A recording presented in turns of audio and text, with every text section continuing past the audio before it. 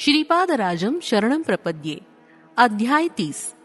श्रीपाद श्रीवल्लभ महासंस्थान निर्माण होईल असं श्रीपाद प्रभूंनीच सांगितलं. नाथ संप्रदायाप्रमाणे जीव 64 शाबर तंत्राचा उपयोग करून परमेश्वराशी तादात्म्य पावतो आणि आपला उद्धार करून घेतो. नाथ संप्रदायाचे आदिगुरु श्री दत्तात्रेय भगवानच आहेत. आपणासमोर बसलेले श्रीपाद श्रीवल्लभ हे साक्षात दत्तात्रेयच आहेत. बुद्धिबळाच्या पटावर 64 घरं असतात. श्री महाविष्णू श्री महालक्ष्मी बरोबर वैकुंठ लोकात बुद्धिबळाचा डाव खेळतात. याचा गूढार्थ असा की 64 योनीमध्ये असलेल्या निरनिराळ्या जीवांच्या जीवन कलापांचे कर्मफळ आणि त्यांच्या परिणामित क्रियांचे साक्षात दर्शन घेत त्यांच्या कर्मफळांच्या आधारावर त्यांच्यावर अनुग्रह करतात. दिव्य मानव होण्यासाठी आवश्यक योग्यता. मानवाच्या आध्यात्मिक अधिकारावर त्यांच्या उन्नतीचा वेग आधारित असतो. प्रत्येक जीवाची दिव्यात्मा होण्याची आकांक्षा असते.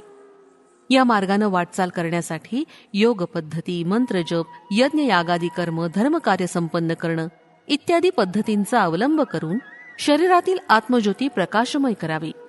या प्रकाशावर नाडीशुद्धी अवलंबून असते.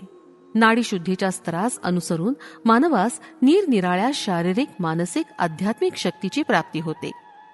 त्या शक्तींचा विकास झाला म्हणजे साधकानं केलेल्या धार्मिक कर्मांना अनुसरून त्यांना दैवानुग्रह प्राप्त होतो.